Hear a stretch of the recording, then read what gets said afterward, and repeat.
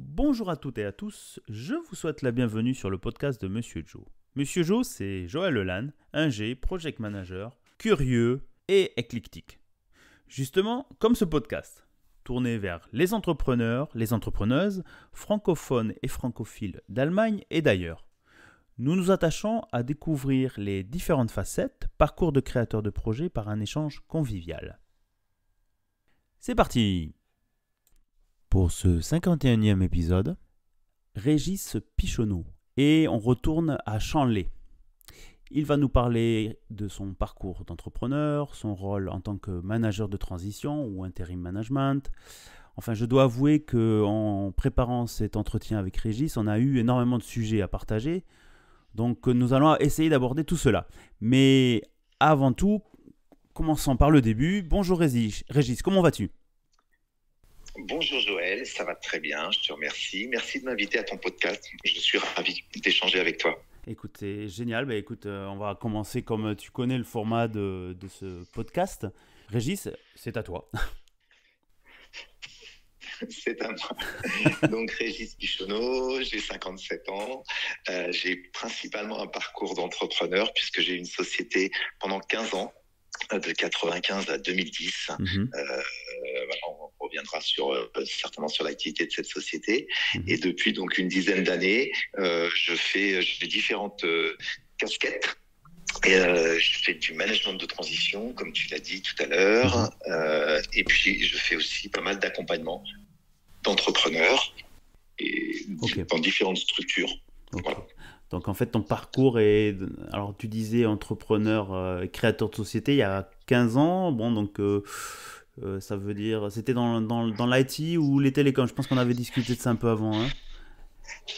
Ouais, alors j'ai créé ma société avec un associé, Eric Tessanguet, en 95. En 95, ouais. Donc je suis un entrepreneur d'une vieille génération. D'une autre génération, on va dire. Hein. Et donc du coup, donc c'était une société dans le domaine des télécoms, donc c'était très tech.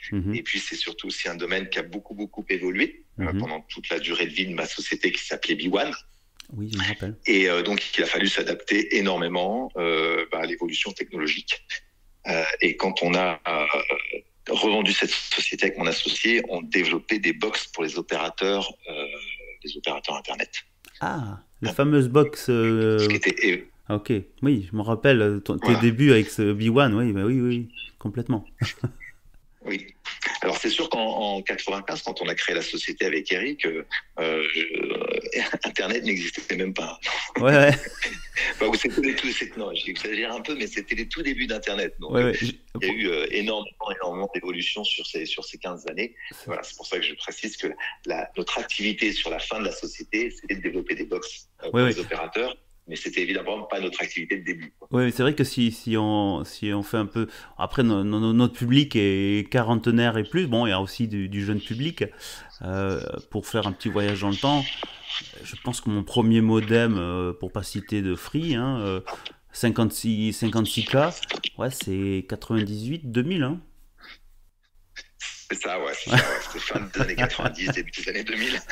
Et là, maintenant quand on parle de ça, on est des dinosaures. Hein. Carrément. C'est rigolo. Ok, c'est assez marrant, mais ok. Et donc tu t'es lancé avec ton associé, vous avez créé votre société, et je me rappelle, j'aimerais un peu rentrer plus dans.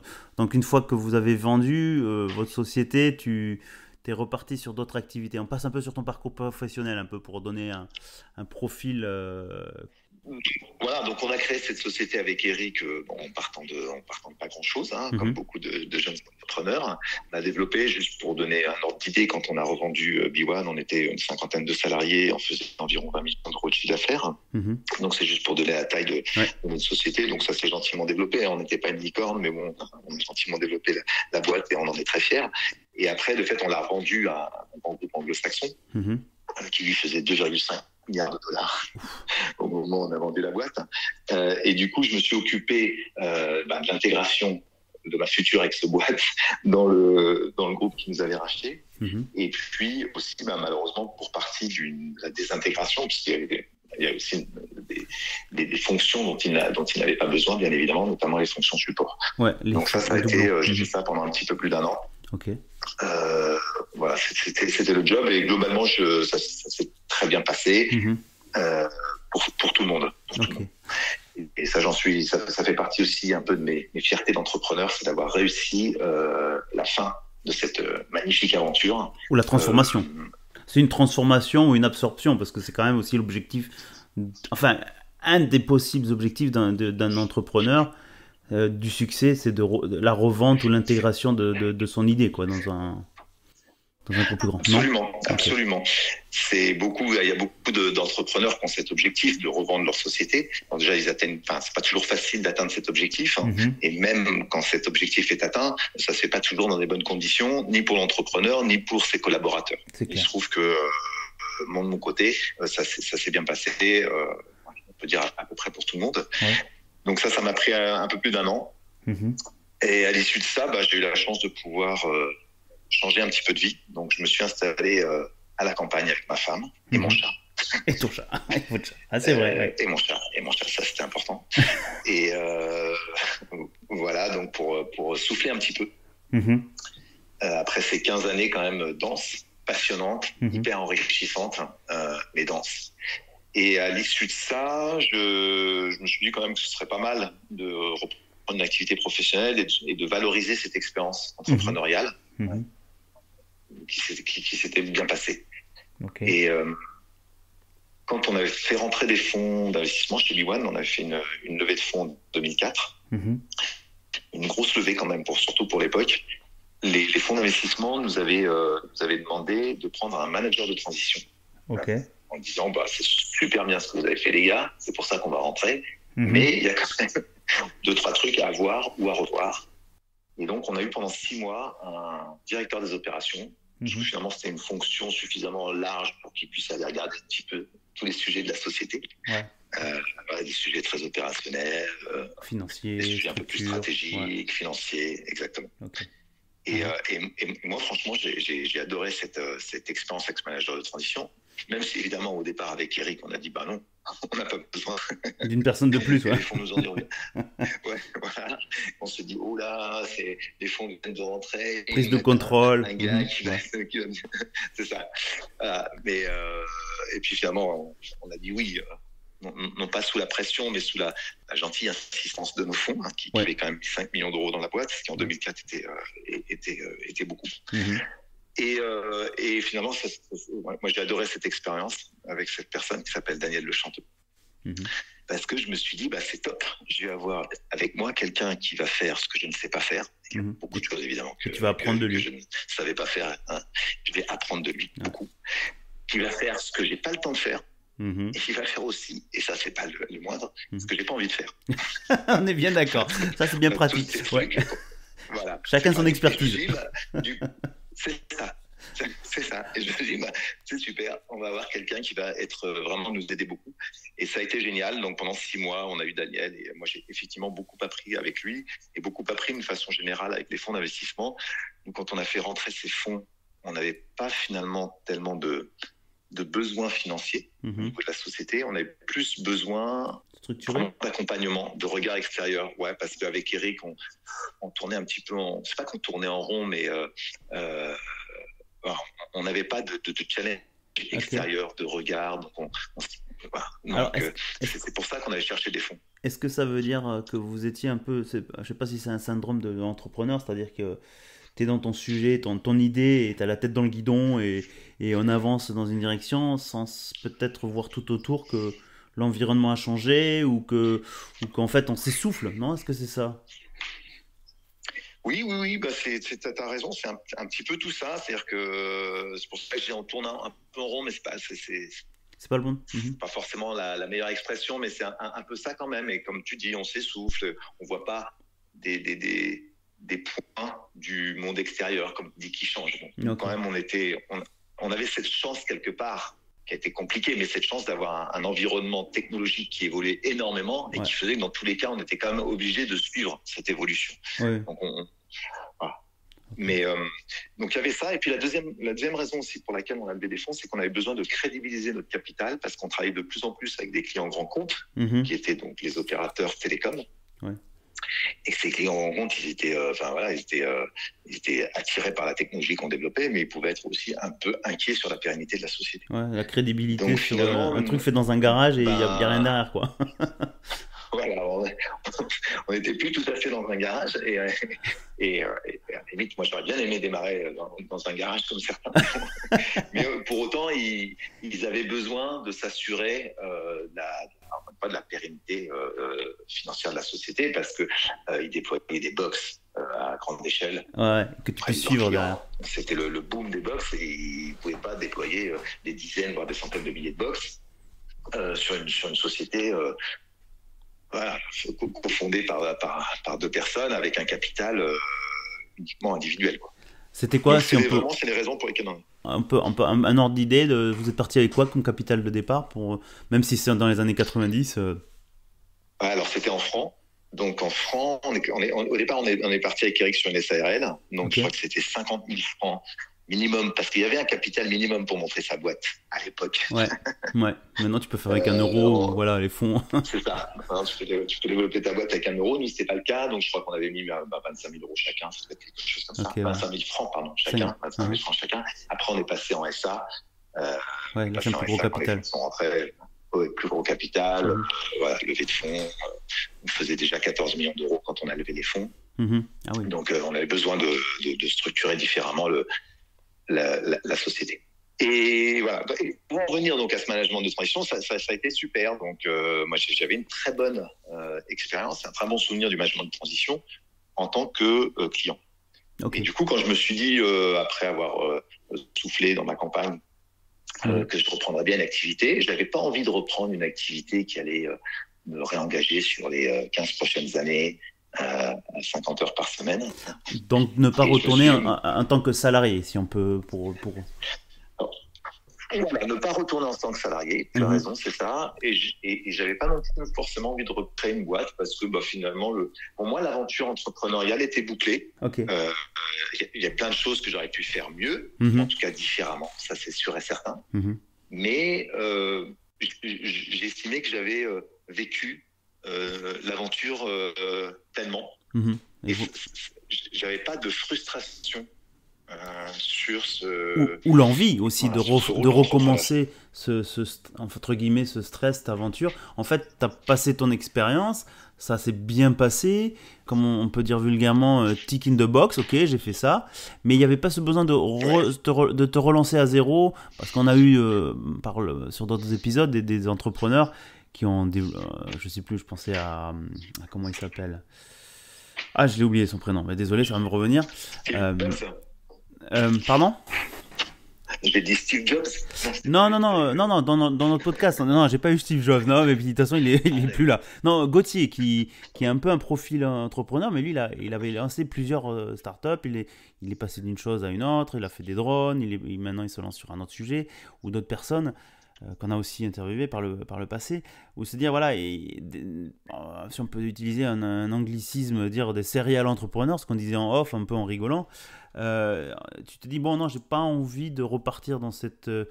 ça peut être une aventure très trépignante et intéressante, et ça va dans tous les sens, et cette liberté.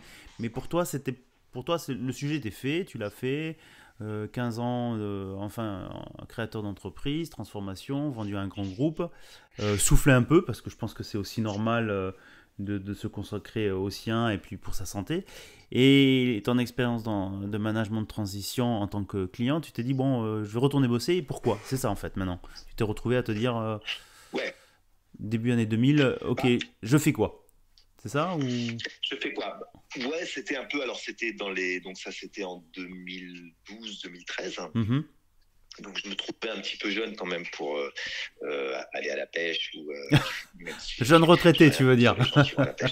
Ouais. Et je me suis dit, en plus, on acquiert quand même une expérience importante quand on est entrepreneur parce qu'on touche à beaucoup de sujets. Et voilà, donc effectivement, j'avais pas envie de repartir ni en tant que salarié, ni en tant qu'entrepreneur. Et je me suis mis dans le management de transition. Ça s'est bien passé quand j'étais client. Je vais voir si je peux être moi-même manager de transition. Ok. Donc j'ai appelé Philippe Soulier, qui est le patron de Valtus, qui est le cabinet de management de transition avec lesquels on avait travaillé chez B1, qui depuis qui est depuis devenu le leader européen du management des cabinets de management de transition. Et je dis, bah voilà, Philippe, je lui raconte un peu mon histoire. Je dis, qu'est-ce que tu en penses? Est-ce que tu crois qu'un profil comme le mien pourrait être intéressant? Et j'ai fait un déj avec lui, et la semaine d'après, j'étais en management de transition. Ah, c'est énorme. C'est assez Comme rigolo. quoi les planètes étaient bien alignées. Ouais, c'est ça. Quand c'est pour toi, c'est pour toi. Hein. Ouais. Personne ne te l'enlève. C'est ça, ouais. C'est dingue. Hein. Ah non, c'est ça. Je pense que j'ai dû déjeuner un mercredi ou un jeudi avec lui, et le lundi ou le mardi, il avait vu un président d'une société à Lannion qui faisait de l'optique de précision et qui cherchait un directeur général. Ouf. Et donc, le lundi suivant, j'ai débarqué avec ma petite mallette. Ok. Et comment on démarre là-dessus? Parce que il n'y a pas cette crainte de dire, moi, ça va trop vite. Est-ce que j'ai pas comment on appelle un syndrome d'imposteur? Ou bon, j'imagine que le dimanche, tu as dû dormir bizarrement pour aller lundi. Ou comment ça se passe? C'était un peu bizarre, je t'avouerais, effectivement, mais je me suis pas trop posé de questions. Ok, ça c'est bien. Alors ça, je pense que c'est dans ma nature. Alors ça veut pas dire que c'est toujours une bonne chose de ne pas trop se poser de questions. Peut-être que des fois, il aurait fallu que je me pose plus de questions. Mais là, en l'occurrence, mais ça bloque l'action, on est d'accord. Tu ne serais pas allé parler, je pense. Ouais, c'est ça. J'ai été direct, quoi, tu vois. Je me suis dit, je vais voir ce que ça donne. J'avais quand même ces 15 ans d'expérience. Moi, j'étais DG de B1. Ouais. C'est une fonction que j'aime bien, DG. Parce que c'est une fonction très transverse, donc on a une vision sur tout, sans être spécialiste de rien. Ouais. Je crois que ça va assez bien à mon caractère. Donc j'aime bien un peu toucher à tout, mais je suis pas câblé pour me mettre à fond un expert. Un expert dans un sujet et aller jusqu'au moindre détail. Voilà, ça c'est pas mon truc, c'est pas mon caractère, c'est pas ma personnalité. Donc voilà. Par contre, j'aime bien comprendre beaucoup de choses. Donc, je suis pas DAF, mais je comprends la finance. Je suis pas CTO, mais je sais pas les techs. Donc, c'est vrai que cette fonction de direction générale, qui est un peu le chef d'orchestre opérationnel, on va dire, d'une société, et qui justement être obligé de faire fonctionner tout ça sans jouer lui-même d'un instrument en virtuose, ça me va assez bien. Donc, du coup, je savais quand même sur cette première mission. Pardon. Oui, je trouve que c'est une belle image. C'est bien, on va la garder celle-là. Et donc ça m'allait bien. Et donc j'avais quand même ces 15 ans d'expérience de direction générale dans ma société. Et donc quand je suis arrivé sur ma première mission de management de transition à Lannion, et j'ai débarqué le lundi matin avec ma petite mallette, je connaissais pas grand-chose de la société dans laquelle j'intervenais. C'était ma première mission. J'avais juste fait une visio avec le président. Et voilà. Et c'est vrai qu'encore une fois, je me suis pas posé beaucoup de questions. Et là, en l'occurrence, sur cet exemple-là, c'était une bonne chose. Ouais. Et voilà, j'y suis resté 6 mois. Ça s'est très bien passé parce que le président de cette société souhaitait mettre en place un directeur général, mais il savait pas exactement comment ça pouvait fonctionner avec lui. La gouvernance avec ses équipes, etc. Donc, avant d'embaucher un DG, il avait envie de faire un peu ce galop d'essai avec un essai de transition. Et c'est ce qui s'est passé. Et il a fini par embaucher un DG, et son groupe a continué à sa croissance. Et maintenant, c'est vraiment une très belle boîte. Et moi, je ne connaissais rien en plus de l'optique de précision.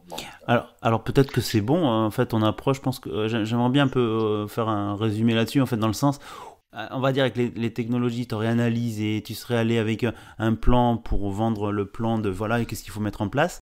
En avance de phase, c'est peut-être l'approche que tu as faite était la meilleure dans le sens où, moi je l'ai appliqué des fois, c'est-à-dire tu arrives dans un endroit, tu connais à peu près le produit, enfin c'est général, mais tu es dans une phase d'observation d'abord, où tu regardes le ASIS, comment ça fonctionne, tu interagis avec, tu écoutes tous les gens, les différents domaines techniques, la logistique, enfin les fonctions transverses, pour savoir les tenants et aboutissants de la société à l'instant T.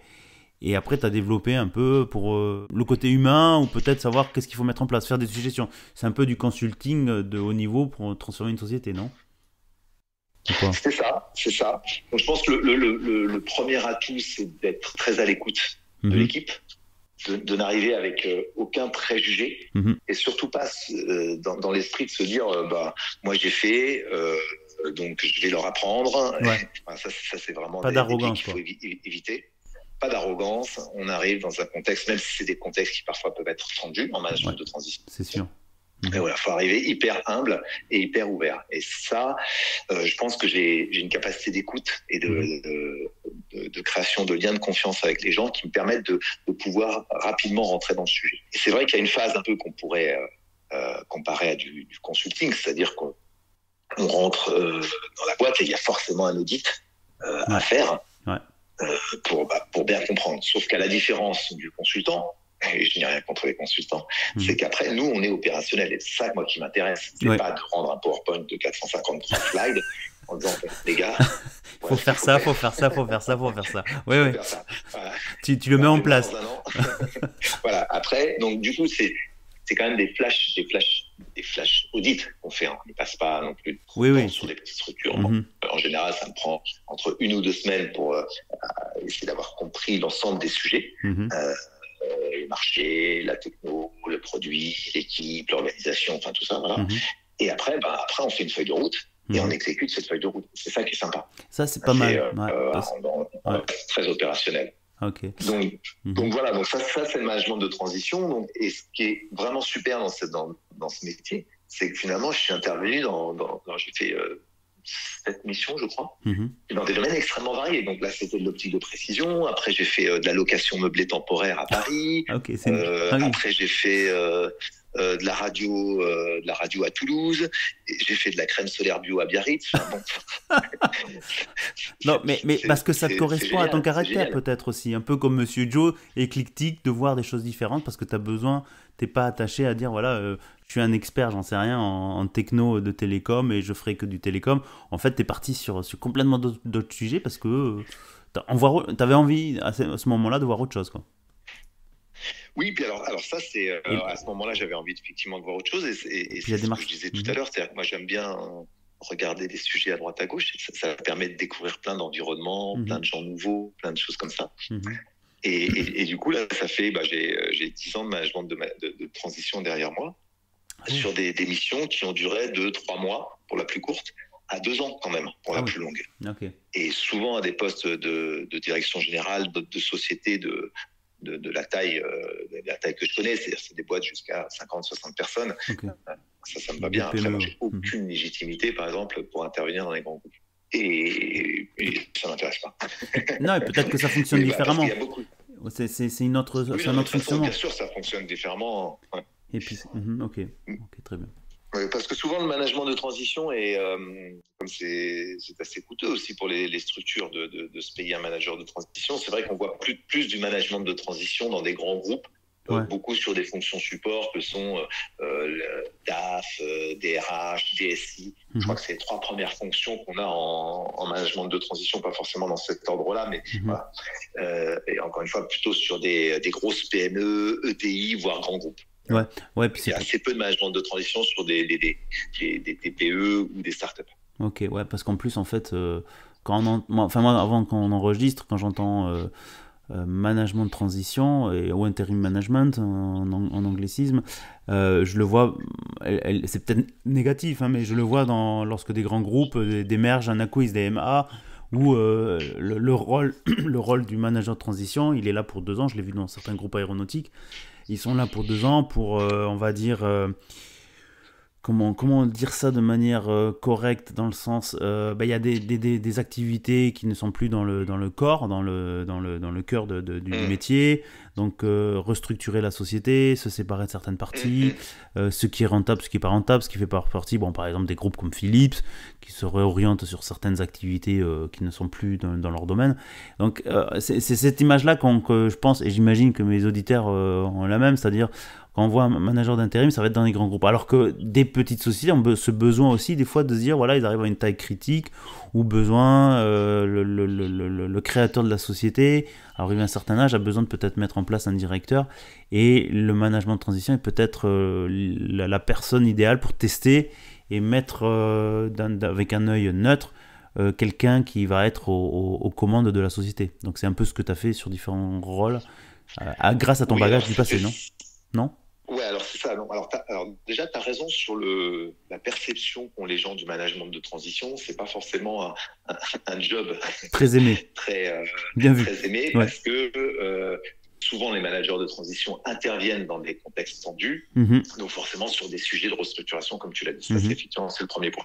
Après, sur les petites boîtes, c'est un petit peu différent. Alors, il y a le besoin, mais elles n'ont pas forcément les moyens de s'offrir ce management de transition. C'est pour ça que des missions de management de transition dans des petites structures, il y en a pas tant que ça. Okay. Après, là, sur cet exemple du premier, c'était effectivement le président qui cherchait à avoir un directeur général. Après, dans les autres missions, c'était pas du tout ce même contexte. Et c'est vrai qu'on intervient quand même souvent dans des contextes un peu tendus, soit de difficultés de business, soit de réorganisation des équipes, soit de problématiques au niveau de la direction avec les actionnaires ou des choses comme ça. Donc, mais moi, j'ai pas, quand je viens pas pour virer les gens. Hein. Mais c'est vrai que oui. Ça peut arriver. Ça peut arriver, oui, bien sûr. Il faut se séparer des fois de certains. Ouais. Il faut trouver quelqu'un qui soit externe pour pouvoir régler ce genre de problématiques de manière neutre, si on peut dire. C'est plus facile. Ouais, c'est plus facile. Exactement.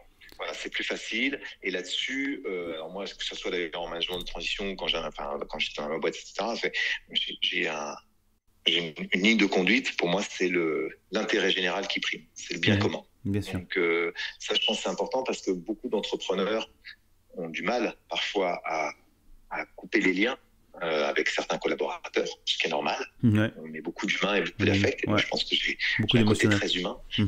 Et beaucoup d'émotionnel, mais à un moment donné, il faut aussi prendre ses responsabilités. Et ses responsabilités, pour moi, en tant qu'entrepreneur, c'est de préserver l'intérêt général de la société. Et si l'intérêt général de la société doit être préservé par une réorganisation ou par le départ de certains collaborateurs, faut le faire. C'était la petite parenthèse là-dessus, mais encore une fois, c'est pas pour ça que je vais en management de transition. Cette expérience de manager de transition, elle est super, et encore une fois, ça m'a permis d'intervenir dans beaucoup de domaines. Et c'est génial, à chaque fois je découvre plein de choses, j'apprends plein de choses, et c'est top. Et juste pour finir peut-être sur ce sujet, si ça continue à intéresser nos auditeurs. Non, je pense que, excuse-moi Régis, je pense que c'est super intéressant parce qu'en fait, l'idée, moi je pensais aborder la partie entrepreneur, mais je pense que tu présentes un type de métier qui est peut-être inconnu pour nos auditeurs, même moi le premier, et c'est bien il y a ce genre de rôle pour des personnes qui sont un peu touche à tout, des gens qui ont besoin de repartir, qui ont fait des expériences sur différents sujets, comme tu le disais, j'appellerais ça des surfeurs, je le suis un peu aussi, c'est-à-dire qu'on a abordé plein de sujets différents, mais on n'est pas un expert allé au fond de la thématique, mais on comprend les données d'entrée, une analyse générale et fonctionnelle des éléments pour pouvoir mettre en place, aider des sociétés à se transformer avec un œil différent, quoi. Mais donc tu voulais finir sur le sujet, excuse-moi, je t'ai interrompu. Oui, il n'y a pas de problème, mais c'est vrai que alors, dans le management de transition, pour nos auditeurs, ça peut les intéresser en tant que manager, bien évidemment, mais ça peut peut-être aussi, eux, les intéresser si des fois, ils sont dans des contextes un peu compliqués, qui ne savent pas trop comment débloquer les situations, des choses comme ça, ils peuvent aussi faire appel à des managers de transition. Après, ça, c'est le management, quand tu disais d'avoir une vision globale, c'est parce que moi j'ai cette fonction-là globale, mais quand je parlais des managers de transition sur des fonctions plus support, DSI, DRH, etc., là c'est vraiment des gens pour le coup qui sont très spécialisés sur leurs fonctions et qui ont des expériences souvent dans des grands groupes sur ces fonctions-là.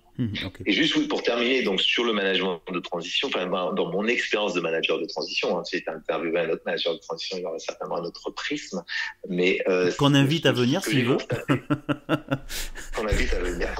Je pourrais t'en volontiers quelques-uns conseillers dans le sens où c'est des gens qui volontiers super. Mais qui ont fait des missions tout à fait différentes des miennes.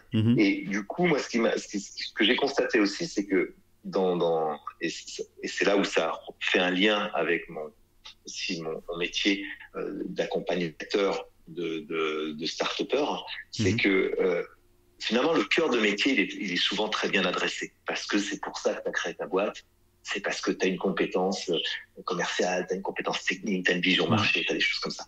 Donc là, tu as créé ta boîte et tu es dans ta zone de confort, tu sais très bien faire. Par contre, ce qui souvent est moins bien adressé par les entrepreneurs, c'est toutes les fonctions support. Ouais. Notamment les fonctions, les fonctions financières, les ressources humaines, l'organisation de la boîte, le management, etc. Et finalement, c'est aussi pour ça que moi, j'ai aucun problème à intervenir aussi bien dans une boîte qui fait de la crème solaire bio que dans une boîte qui fait de la radio ou de précision, parce que moi, je ne vais pas m'intéresser au cœur de métier, parce que celui-là, encore une fois, il est souvent bien maîtrisé. Je vais plutôt m'intéresser à tout ce qui est autour de ce cœur de métier et toute l'organisation qui va faire que cette techno, ce marché, etc., va pouvoir se déployer correctement. Okay. Et c'est aussi pour ça que et j'ai constaté finalement il y a les mêmes travers à peu près dans toutes les boîtes, indépendamment du secteur d'activité. C'est ça qui est intéressant. Et c'est pour ça que finalement, du jour au lendemain, moi, je peux aller dans n'importe quel domaine. C'est quand même pas mal. Quand je dis ça, mais ouais, non, mais c'est. Oui, parce que voilà, l'organisation de la boîte, il faut une organisation qui va pas être la même à chaque fois, mais il faut quand même la façon dont cette organisation va être mise en place. Il faut s'en occuper. Il y a beaucoup de points communs. Voilà, il y a beaucoup de points communs. Okay. Et là, ça fait, pour moi, cette expérience de manager de transition fait directement le lien avec l'accompagnement que je fais des jeunes entrepreneurs. Ah, c'est très bien, tu me fais la transition en plus. Moi, j'ai plus rien à dire. C'est génial. Donc, et c'est là où on vient au troisième sujet. Non, mais c'est très bien.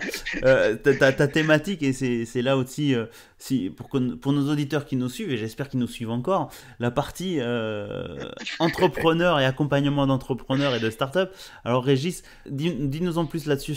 Donc, tu fais ça à côté de ton activité professionnelle, ou c'est un peu ton activité, comment dire, ta transition à toi? Est-ce qu'on peut appeler ça comme ça? Ouais, alors je fais un peu les deux. C'est-à-dire que quand j'ai des missions de management de transition qui se présentent et qui sont intéressantes, je prends. Et puis, quand j'ai pas de mission, je fais de l'accompagnement d'entrepreneurs. Des fois, je peux mixer les deux. J'aime bien, sur mes missions, être à temps partiel pour garder un espace de liberté. Ouais, le projet perso à côté. De pouvoir m'octroyer et de continuer quand même à suivre toujours les entrepreneurs. Et ça, je trouve ça génial. Parce que ça me permet de mettre à profit quand même cette expérience que j'ai, un avantage à vieillir auprès de gens qui, eux, m'apportent une énergie de dingue, avec beaucoup d'idées et beaucoup de passion. Et je trouve que c'est un échange qui est très riche. Donc, je continue à me nourrir de ça et je continue, même quand je suis en mission, à essayer de me libérer du temps pour pouvoir être toujours en contact avec ces entrepreneurs. Et ça, je fais ça à travers différentes structures. La première, c'est 50 Partners, qui est un fonds d'accompagnement qui a été créé il y a une dizaine d'années. J'ai été un des partenaires de la première heure. Je connais très bien Jérôme Mazurel, qui est le fondateur et le patron de cette structure d'accompagnement 50 Partners. Donc, on a plusieurs fonds. Et du coup, il doit y avoir en tout tous les fonds, il doit y avoir à peu près 70 startups. Qui sont accompagnés, et donc il y en a pas mal que j'ai suivi de façon plus ou moins régulière. Donc ça c'est super. Et puis aussi je fais cet accompagnement, j'ai fait une mission de senior advisor. Alors, j'aime bien le côté advisor, moins le côté senior dans le titre, je veux dire. Ouais, ok. Oui, bien sûr, je me dis.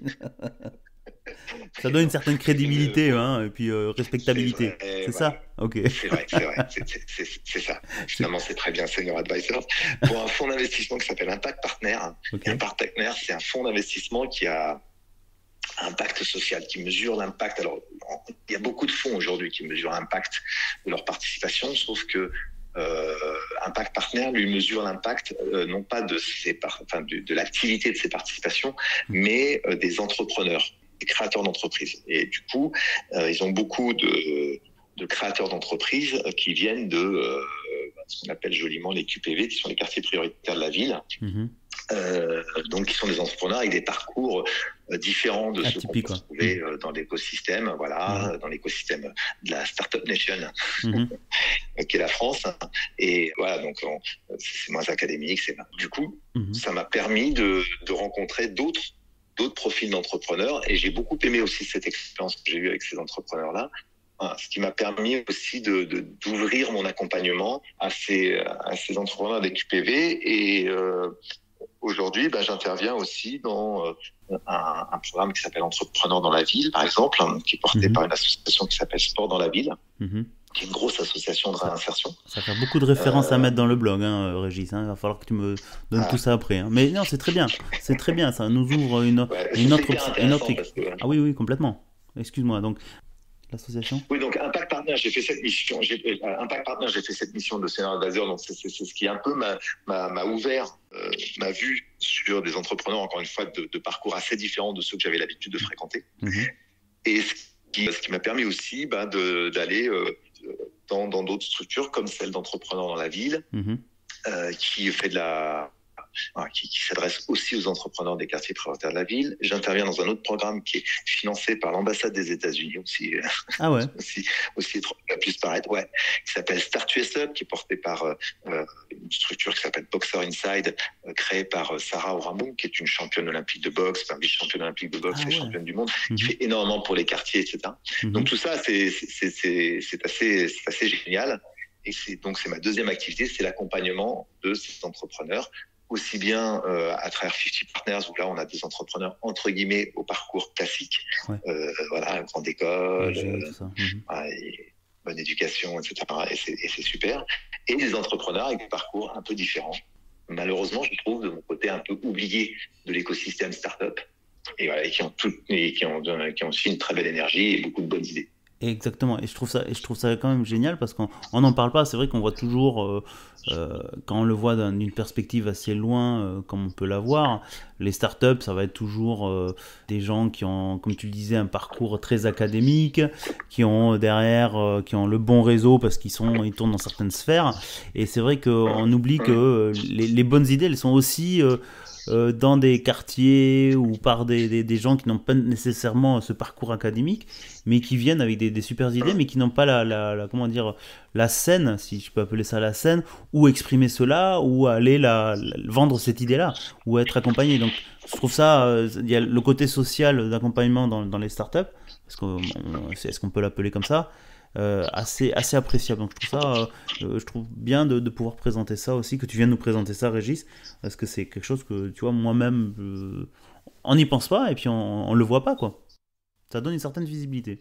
Non, mais ouais, t'as parfaitement résumé la chose. C'est vrai que voilà, c'est des gens qui restent un peu sous le radar. Hein. Hors de l'écran radar. Ouais. Encore une fois, de l'écosystème startup et de toutes les. Parce qu'on a quand même en France un écosystème auprès des startups et des entrepreneurs qui est extraordinaire. Il y a beaucoup de structures d'accompagnement, qu'on appelle ça des incubateurs, des accélérateurs, il y a des pépinières dans tous les sens, il y a énormément d'aides publiques, il y a la French BNP, bien évidemment, il n'y a pas que. Il y a la French Tech, il y a le Next 40, enfin, il y a énormément de choses, il y a beaucoup d'argent qui circule autour de cet écosystème de startups. Mais il est capté toujours par les mêmes. Mais exactement. Et ouais, c'est ça. Je ne sais pas quoi dire d'autre que effectivement il est capté toujours par les mêmes. Non, en fait, ça me fait penser que je me l'étais noté et on avait fait la remarque, on en discutait en off et tu vois, on a poussé cette réflexion. La thématique qu'on parlait dans les années 80-90 en France de la fracture sociale dans l'éducation, dans l'accès à certains, comment dire, à couvrir certains besoins. Hein. On le retrouve aussi dans ce domaine un peu plus tech ou un peu plus entrepreneuriat, dans le même sens où il y a cette fracture sociale, hein, comme l'accès au haut débit ou autre, ou ça c'est la fracture technologique, mais aussi comment répartir ces investissements dans des zones prioritaires ou couvrir peut-être des gens qui arrivent avec des super idées mais qui malheureusement ne sont pas identifiés ou ne sont pas visibles puisqu'ils sont un peu pas mis à l'écart parce que c'est un peu exagéré mais n'ont pas accès à ces possibilités.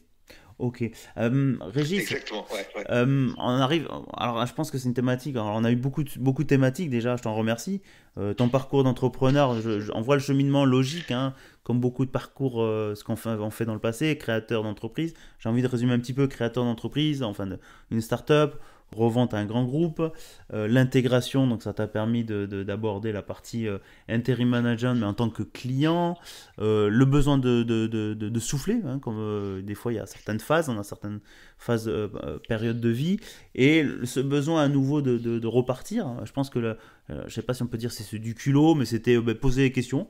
de se dire ouais, je vais aller faire du management de transition parce que tu avais baigné là-dedans en tant que client et tu te retrouves de l'autre côté à faire cette activité. Donc je trouve ça super intéressant de venir présenter ça parce que tu vois, je connais pas trop ton parcours professionnel. Et en parallèle de tes missions d'accompagnement, en fait, pardon, de transition, d'accompagnement de transition dans les sociétés, l'accompagnement des startups dans des zones prioritaires. Alors, pas que dans des zones prioritaires, mais là, moi, j'aurais beaucoup à dire sur cette activité aussi d'accompagnement des startups. Ok. Oui, mais pas effectivement pas que dans des zones prioritaires, mais non, pas que. Parce que je trouve que moi, j'aime bien quand même cette mixité et mélanger. Tu vois, il faut aller chercher le meilleur dans tous les mondes.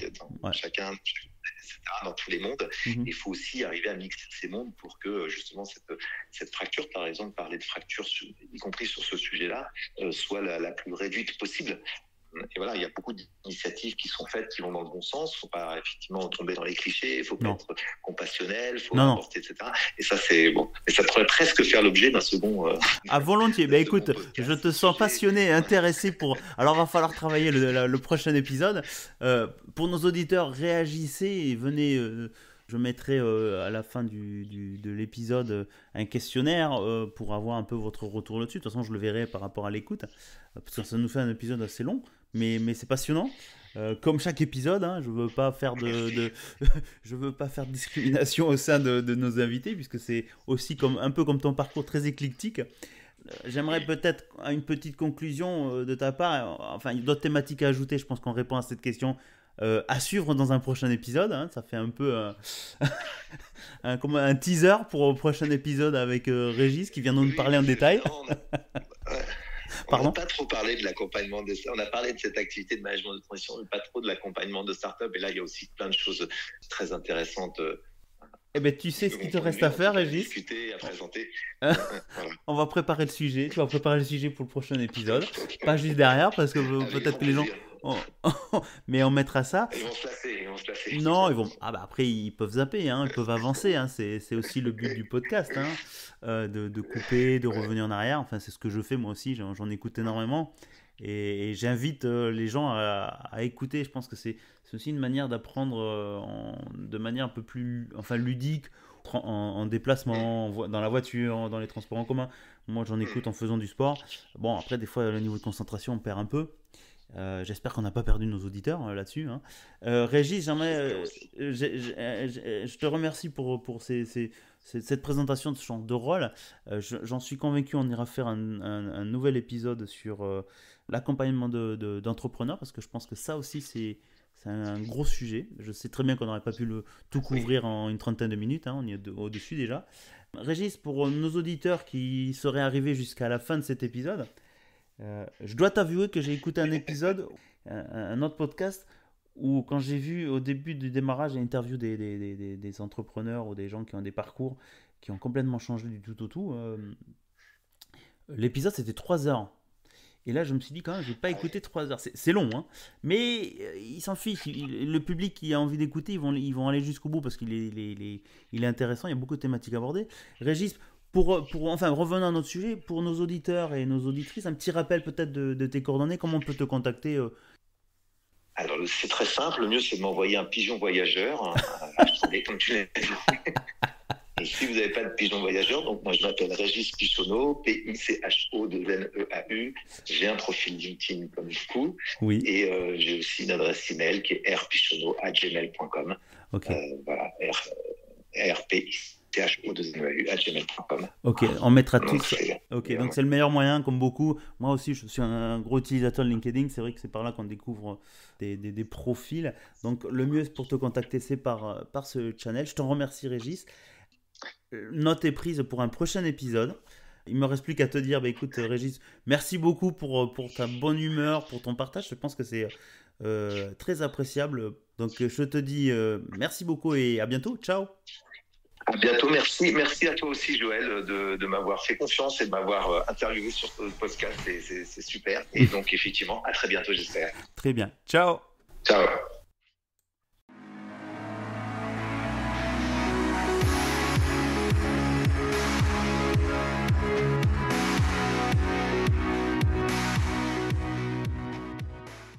Eh bien, chères auditrices et chers auditeurs, j'espère que ce 51e épisode avec Régis Pichonneau vous a plu. Sa présentation en tant qu'entrepreneur et enfin son rôle d'accompagnateur. Bien sûr, on a parlé longuement sur cette première partie sur l'interim management, donc le manager de transition, activité qu'il a vécue et qu'il a aussi utilisée. Je pense, comme vous l'avez entendu à la fin de l'épisode, nous reviendrons dans un prochain épisode avec Régis pour aborder plus en détail son activité associée qui est l'accompagnement d'entrepreneurs, que ce soit en zone prioritaire de développement, donc dans les quartiers, ou d'entrepreneurs d'autres, tout type d'entrepreneurs. Donc je me réjouis déjà d'avance de pouvoir écouter Régis ou participer sur un deuxième épisode pour aborder ce sujet-là. Voilà. Mes chers auditeurs, je vous invite aussi à nous commenter, à nous écrire si ce genre de thématique vous plaît. Qu'est-ce que vous attendez d'autre ? Si vous avez des profils similaires ou associés à des activités d'entrepreneurs, ou si vous-même vous êtes entrepreneur, je serai ravi de vous interviewer, d'échanger avec vous. N'hésitez pas, contactez-moi par LinkedIn, Joël Lelanne, alias Monsieur Joe. Écrivez-moi, ou aussi sur Instagram, sur Facebook si vous le souhaitez aussi. Voilà. Il ne me reste plus qu'à vous dire à bientôt et surtout, restez curieux.